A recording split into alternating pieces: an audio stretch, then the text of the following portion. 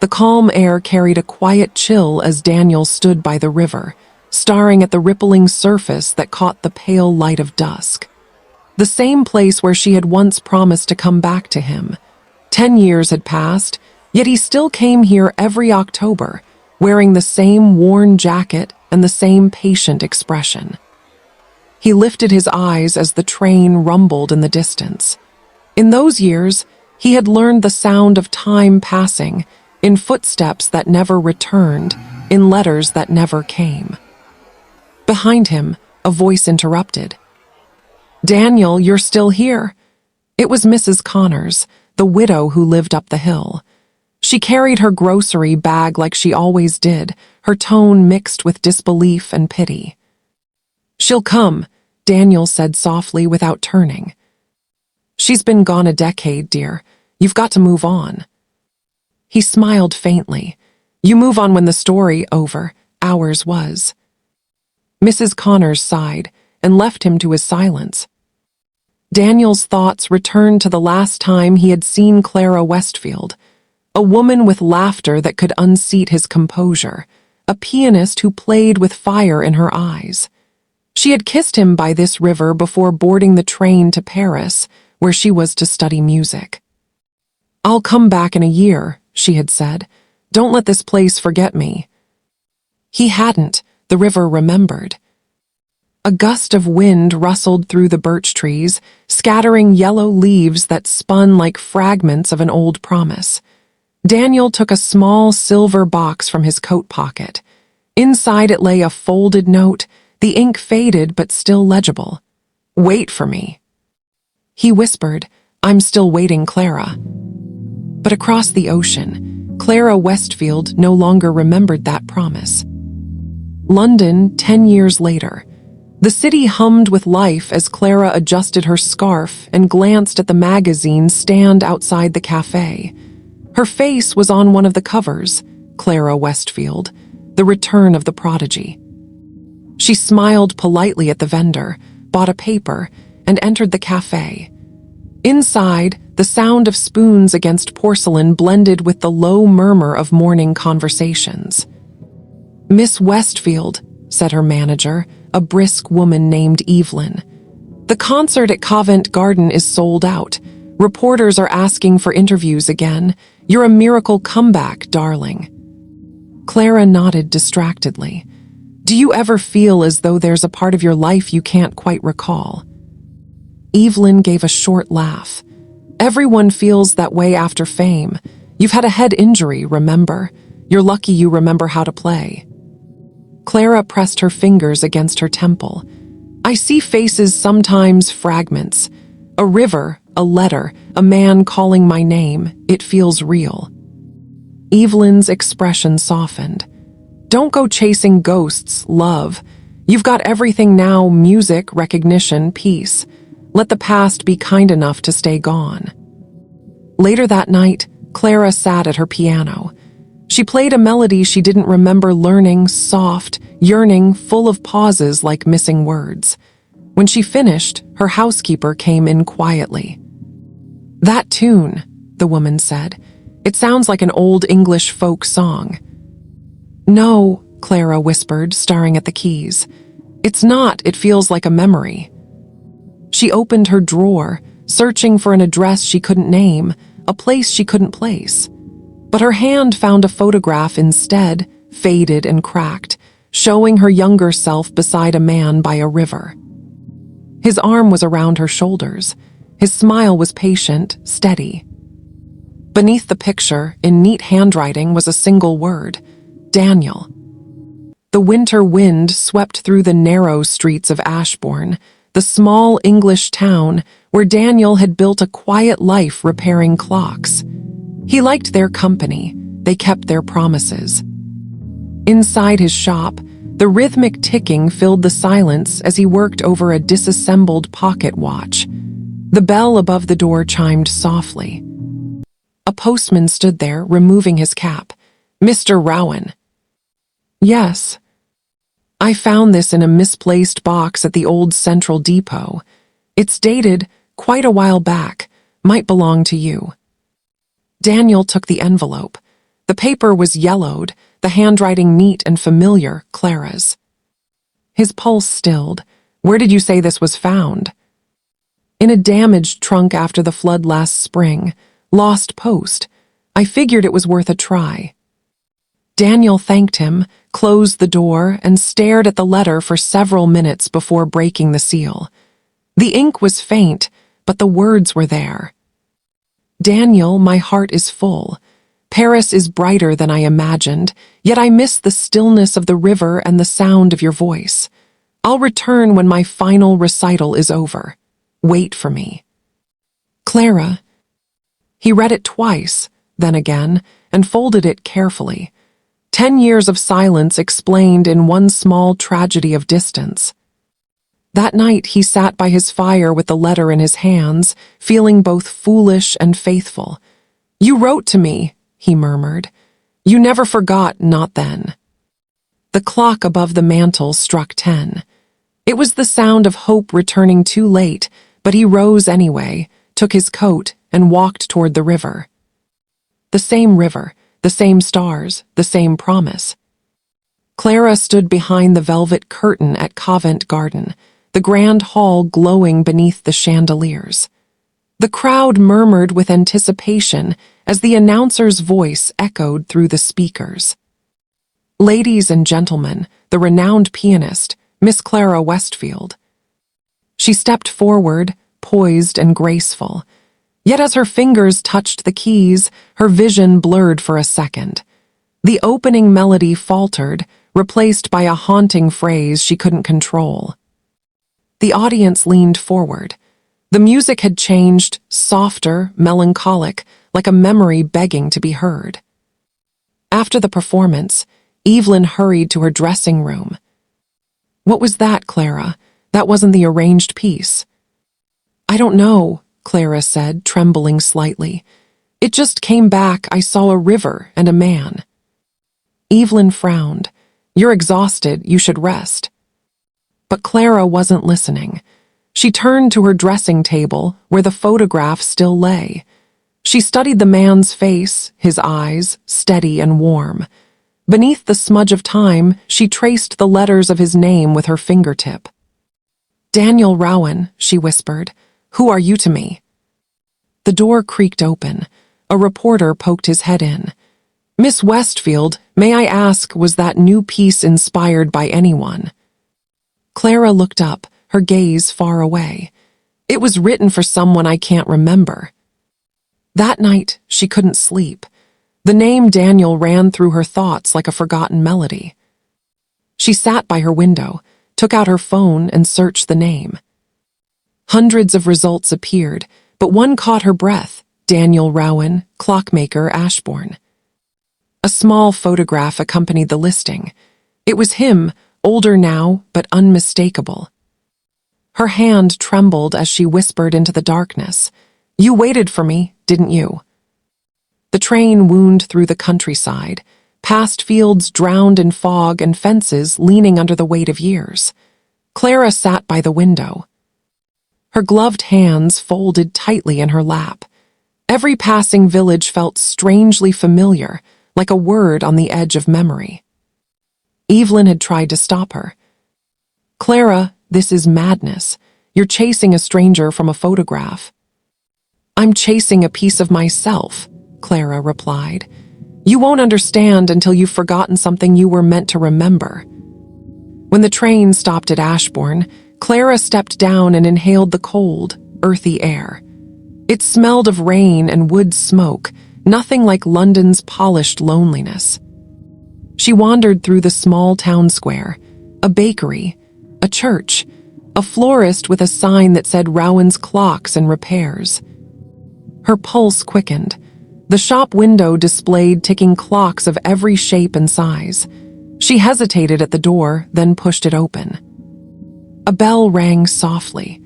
The air inside was warm, filled with the steady rhythm of hundreds of clocks beating as one. An old man behind the counter looked up. Good afternoon, miss. Looking for something in particular. She opened her mouth, but no sound came. The man was Daniel. He was younger, maybe a nephew. I was hopping to find Mr. Rowan, she said. The man smiled. Uncle Dan's down by the river. He goes there every evening around 5, habit of his. Thank you, she whispered. Outside, the wind had grown colder. She walked toward the river, the ground soft with fallen leaves. When she reached the bank, she saw him, a tall man in a brown coat, his back turned, staring at the water. She stopped a few yards away, her breath caught between disbelief and fear. He was older now, his hair touched with gray, but the way he stood was exactly the same. Daniel. He turned slowly. For a long time, he said nothing. Then he blinked once, as though refusing to trust his own eyes. Clara. Her lips parted. You remember me. He took a step forward. You're real. The world seemed to stop between them. The clocks, the wind, even the river. 10 years of silence melted into a single moment of astonishment. They sat on the wooden bench by the river, the sky already bruised with twilight. Daniel broke the silence first. I thought you were dead. I wasn't, Clara said quietly. I just wasn't me anymore. He looked at her, trying to reconcile the woman beside him with the girl he once knew. You never came back, not even a letter. She took the small photograph from her purse and held it out. This was all I had. I didn't know who you were until a few nights ago. They said I had an accident in Paris, a fall after my recital. I was in a coma for months. When I woke, I remembered music, not people. Daniel nodded slowly. So the world erased me. Tears welled in her eyes. I didn't choose to forget you. I know. His tone was calm, but his voice trembled at the edges. I waited anyway, 10 years. I thought if I stayed long enough, you'd find your way back. She reached for his hand. You shouldn't have waited that long. He smiled faintly. It wasn't waiting. It was living in the hope that time still owed me one miracle. They fell silent again, listening to the quiet rhythm of the river. Clara spoke softly. I can't promise to remember everything. Sometimes it comes back in flashes, your voice, your laughter, the sound of rain. Then it slips away again. Daniel turned toward her.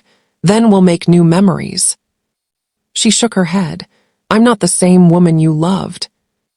Then let me meet her, he said. She looked at him then, long enough to feel both the ache of loss and the warmth of recognition. You haven't changed.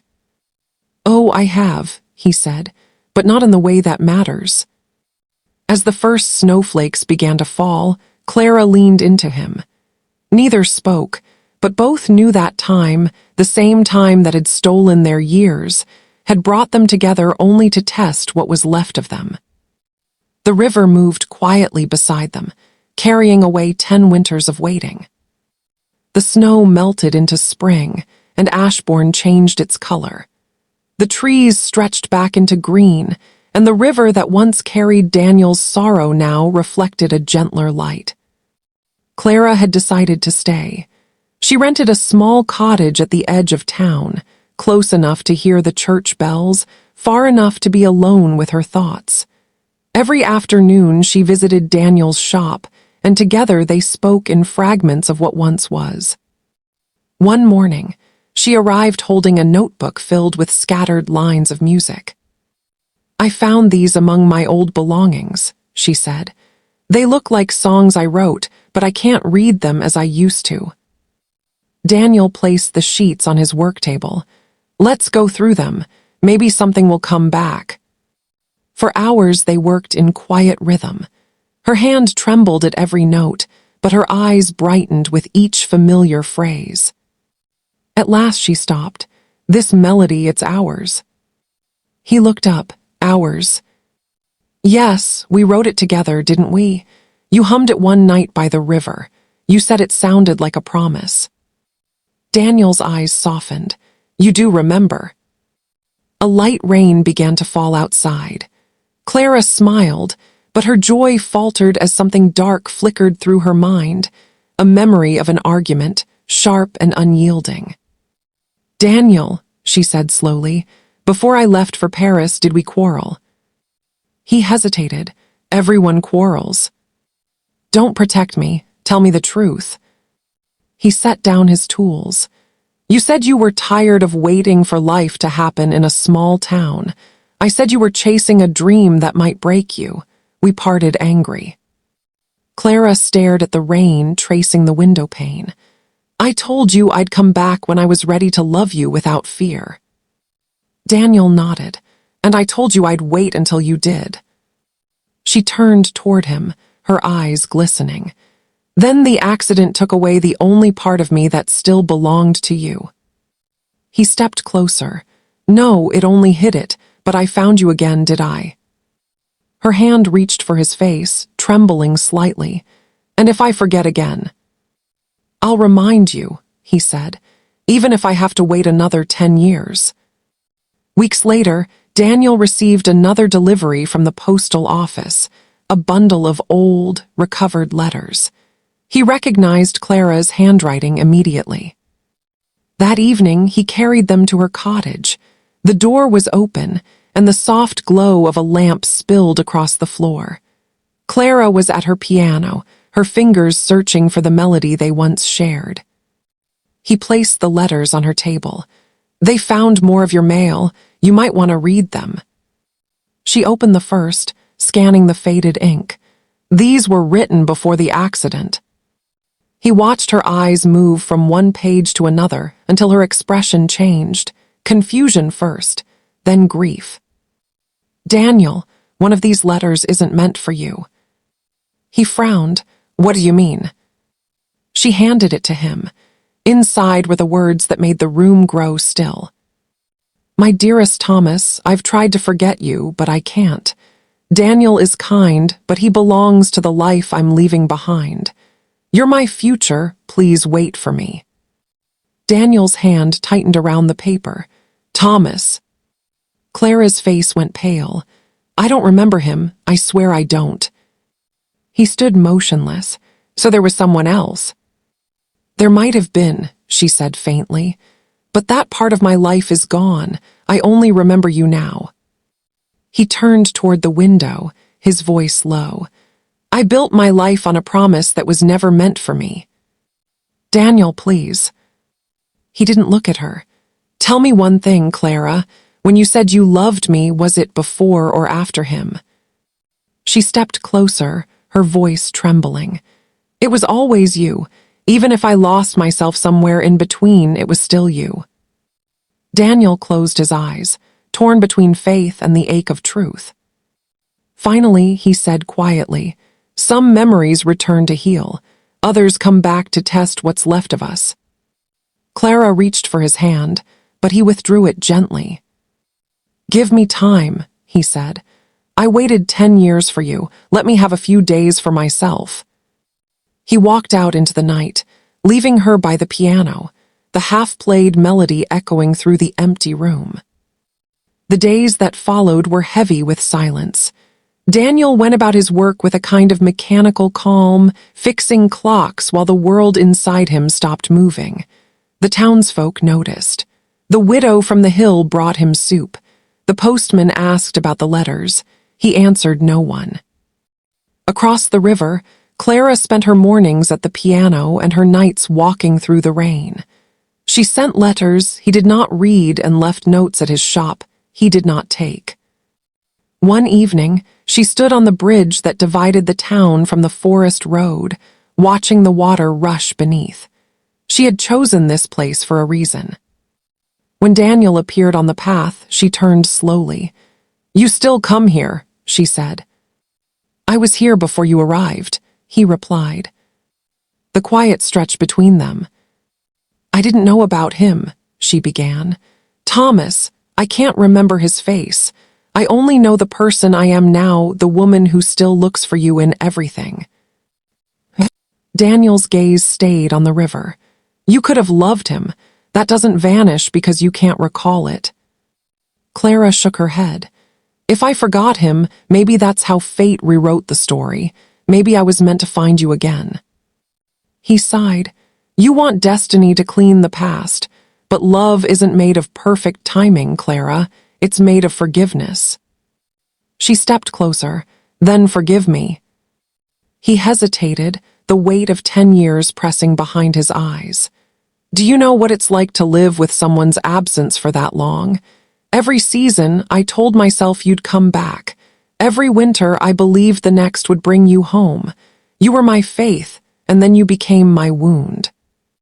I can't undo that, she whispered. No, he said quietly, you can't. A car passed behind them, its headlights sweeping across their faces, illuminating two people who loved each other on different timelines. Finally, Daniel reached into his coat and handed her the old silver box. You left this the night you said goodbye. Clara opened it. Inside lay the faded note she had once written, "Wait for me." Tears blurred her sight. You kept it all these years. I kept everything, he said, maybe too much. She looked up at him, trembling. If I go now, will you stop waiting? He met her gaze steadily. If you go now, I'll finally start living. Months passed. The air grew warm again, and Ashbourne's streets filled with the scent of blooming roses. Daniel's shop stayed busy. Life, as it always does, went on. One morning, he received a letter not from Clara, but from her manager, Evelyn. Dear Mr. Rowan, Miss Westfield has returned to London to continue her performances. She asked me to send you her new concert invitation. She says the final piece is yours. Daniel read it twice, then set it down. That evening, he traveled to the city. The concert hall was packed, chandeliers blazing. When Clara stepped onto the stage, dressed in ivory satin, the crowd rose to its feet. She began to play. The melody was slow, searching, and heartbreakingly familiar. Every note carried fragments of their story, the waiting, the loss, the quiet forgiveness that had no words. When the last chord faded, she stood and looked out into the audience. Her eyes found him easily. For a long moment, neither moved. Then Daniel rose, placed his hat over his heart, and smiled, not with hope but with peace. Later, outside the hall, Clara came to find him. The night air was cool, filled with the hum of traffic. You came, she said. I did. Did you like it? It sounded like goodbye, he said gently. She nodded. It was. He took her hand one last time. Then let's not spoil it with words. They stood together in silence until the city lights dimmed behind them. When Clara finally turned to leave, Daniel watched her go without sorrow. The years had taken much from him, but they had also returned something better, the grace to let go. He walked back toward the train station, the faint echo of her music following him down the quiet street. As the night deepened, the river that had once carried his waiting now carried peace, and the clocks in his shop kept time not for memory, but for the life that was finally his again.